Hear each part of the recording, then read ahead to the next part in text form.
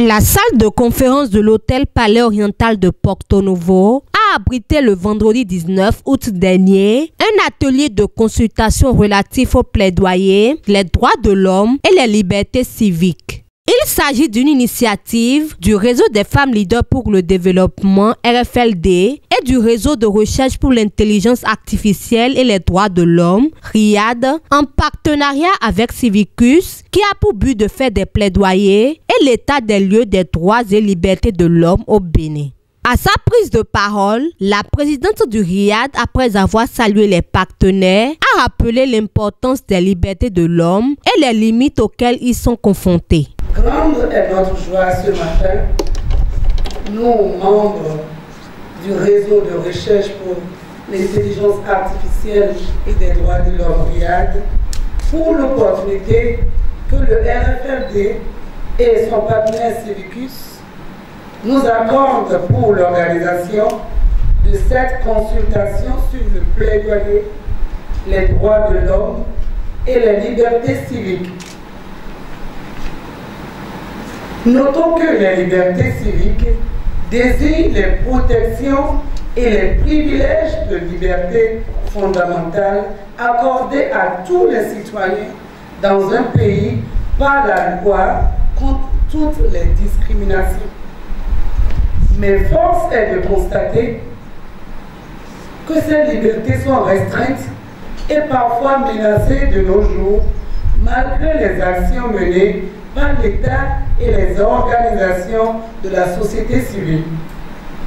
Il urge donc de faire un état des lieux en ce qui concerne les droits de l'homme et les libertés civiques afin de faire des plaidoyers efficaces pour la promotion des droits de l'homme. C'est dans le même élan que la présidente RFLD, après son allocution, a déclaré lancer les travaux. La promotion des droits de l'homme, des libertés civiques et du développement des médias nous interpelle, nous, défenseurs des droits de l'homme, activistes, acteurs et actrices des organisations de la société civile, citoyens de la société. Face aux inégalités dans nos sociétés, il urge que nous demeurons permanents et fermes dans nos actions de sensibilisation et de renforcement de capacités au quotidien. En effet, quand nous parlons d'une société sûre, c'est une société dans laquelle nous prônons la liberté des médias, la promotion et le respect des droits de l'homme, la liberté de réunion, la liberté d'association et des médias. Le RFLD et le Civicus, en collaboration avec son partenaire local, le RIAD, sont convaincus de ce que nos actions au quotidien demeurent palpables et ne sont en vain. Nous sommes convaincus de ce que nous touchons toutes les couches, sans exception. Je passe donc par ce canal pour lancer une parole de motivation ce matin à l'endroit de tous ici, activistes, défenseurs des droits de l'homme, acteurs de la société civile, présidents des organisations ou même simples citoyens. Parce que simple citoyen qui est ici est quand même obligé de défendre les droits de son proche. N'est-ce pas?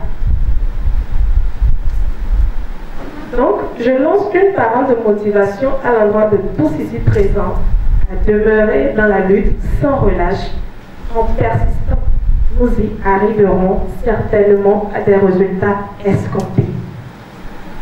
Un grand merci à notre partenaire Civicus qui a permis, à travers ce consortium, la mise en œuvre de ces activités dans l'Afrique de l'Ouest. Pourquoi pas dans le monde entier. Merci également à notre partenaire local RIAD pour la continuité de cette séance. Ce matin, je déclare officiellement ouverte cette séance. Je vous remercie. Au cours de cet atelier, divers thèmes ont été développés par les panélistes. Les deux premières communications respectivement fait l'état des lieux, défis et perspectives des droits de l'homme et des libertés civiques. Les droits de l'homme sont des droits que nous avons tout simplement parce que nous existons en tant qu'êtres humains. Ils ne sont pas conférés forcément par un État. Le but des droits humains, c'est surtout de protéger la dignité humaine contre l'arbitraire des États. Aujourd'hui, dans nos sociétés, dans notre nation et dans d'autres nations, ces droits humains peinent dans leur pleine jouissance. En tant que citoyens, nous n'arrivons plus à jouir pleinement de nos droits comme cela se doit. Mieux, nous travaillons tous les jours à faire ce qui relève de notre devoir, mais nous ne jouissons pas de nos droits. Pour faire un peu l'état des lieux, nous pouvons citer par exemple les cas de privation d'exercice libre de son droit de réunion, les privations de liberté de façon arbitraire, les arrestations de journalistes qui ne font que donner des informations. Alors, qu'est-ce que nous pouvons faire?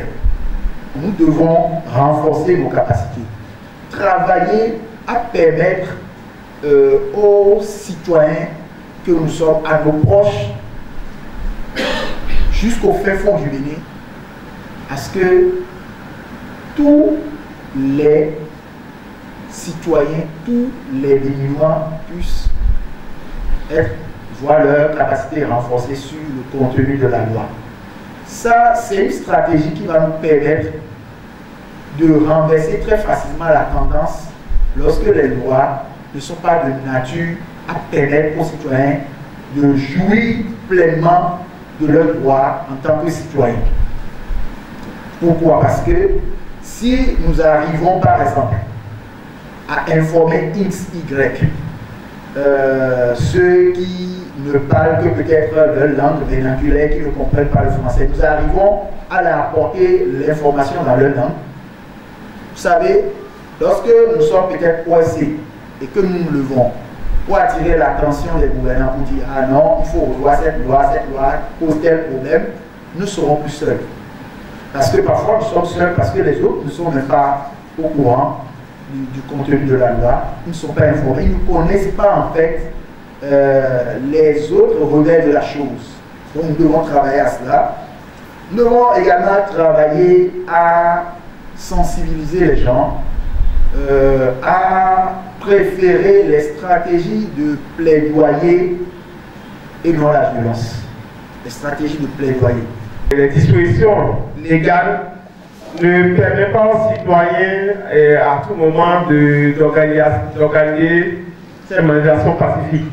Nous avons vu au Bénin des gens qui, en voulant organiser ces manifestations, sont tombés sur le coup de la loi. Et ce qu'on prend comme argument, c'est tout par l'ordre public. Et ça permet facilement de vous opposer la loi et de vous garder quelque part en attendant.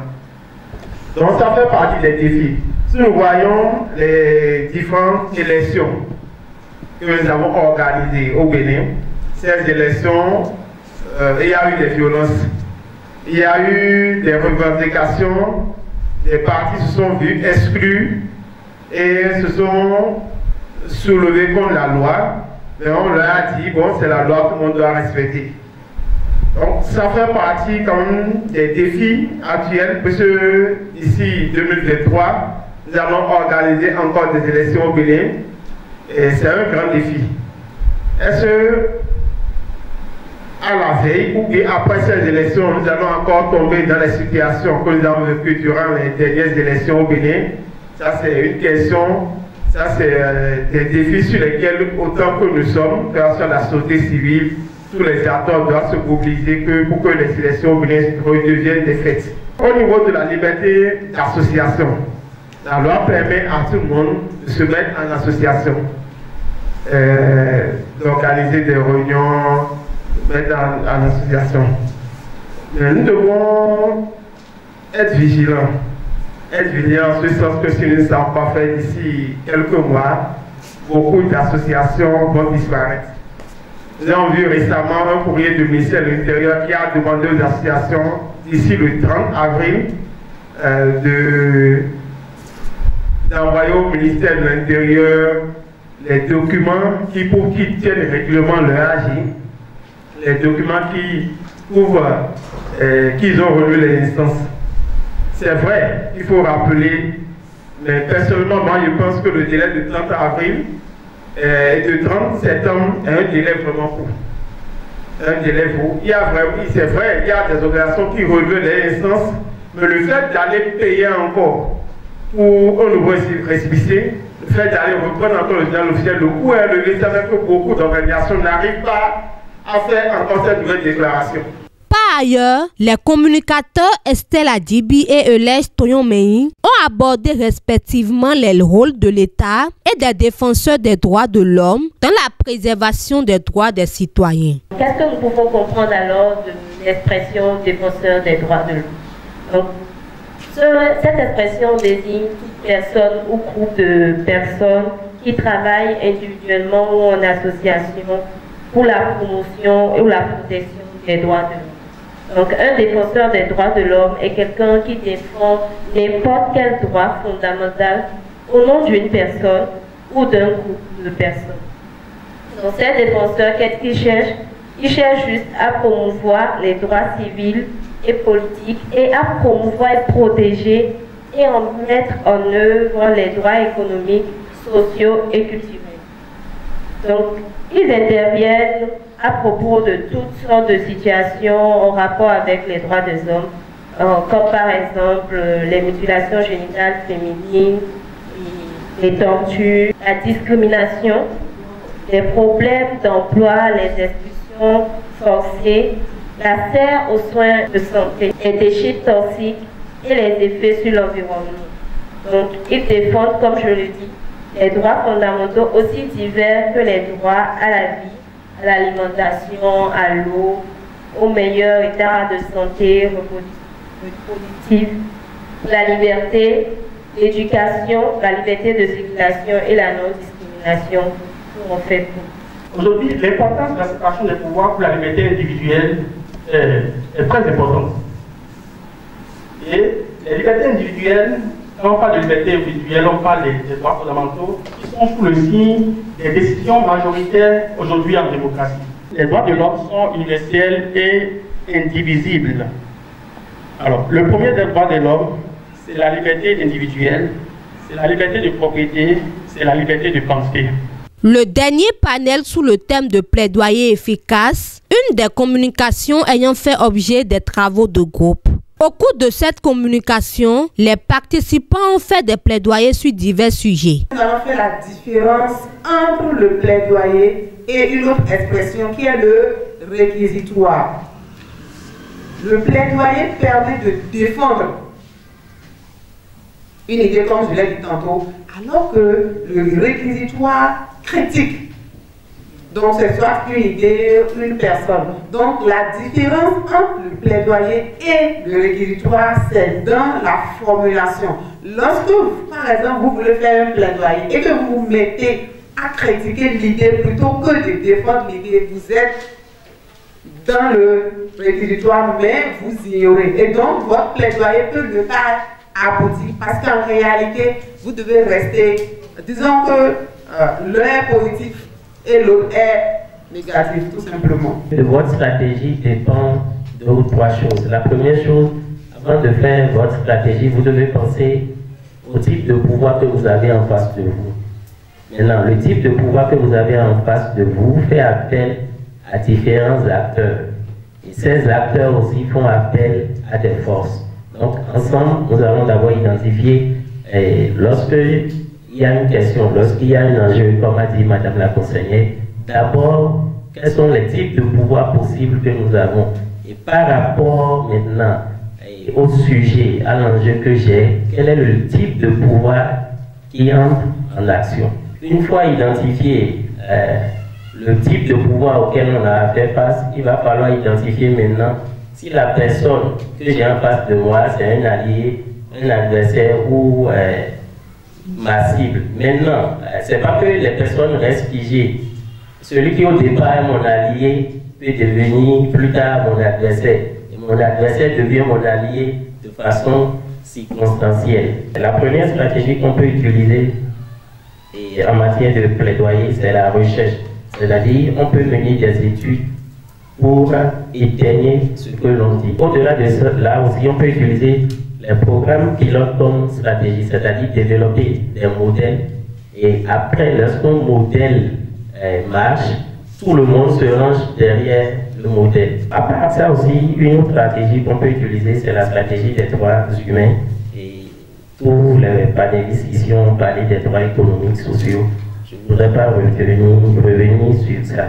Après les droits humains, on a aussi les procès, c'est-à-dire on peut décider de faire une procédure judiciaire pour quand même se faire écouter. Et on peut aussi utiliser la négociation ou bien la persuasion, qu'on appelle souvent le lobbying.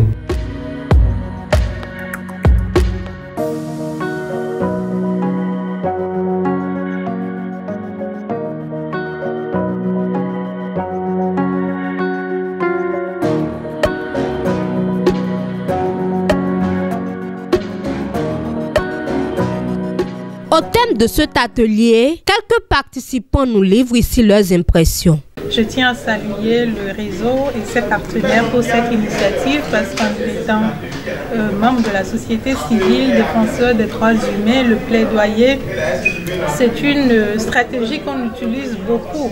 Et il est important de savoir comment le faire et de façon efficace pour atteindre les objectifs. Et c'est de ça qu'il a été question ce matin. Je voudrais saluer les initiateurs et souhaiter que les prochaines fois nous soyons nombreux à participer à ces activités-là pour qu'ensemble nous puissions atteindre les objectifs en matière de sensibilisation, d'information, de plaidoyer et toutes les questions relatives aux droits de l'homme. Par rapport à cette activité, nous pouvons dire que grande est notre joie parce qu'aujourd'hui, de jour au jour le jour, nous avons l'opportunité d'éradiquer ce fléau qu'est l'insécurité autour de nous par le plaidoyer. Ce plaidoyer que nous envoyons vers nos dirigeants à divers niveaux, local, national, international, au-delà du fait que c'est une lutte commune, nous voulons que cela perpétue. Parce que une personne, dans son entièreté, doit se savoir libre de s'exprimer, libre de communiquer, libre de décider. Je suis très heureuse de participer à cet atelier ce matin. C'est vraiment riche et ça nous a permis de découvrir ce que c'est que le plaidoyer et les stratégies qu'il faut pour faire un bon plaidoyer. Et je remercie le réseau des femmes leaders et le réseau de recherche pour l'intelligence artificielle pour cette initiative qui nous offre, nous, en tant que jeunes, en tant qu'activistes des droits de l'homme, pour pouvoir connaître davantage, pour pouvoir avoir plus de connaissances.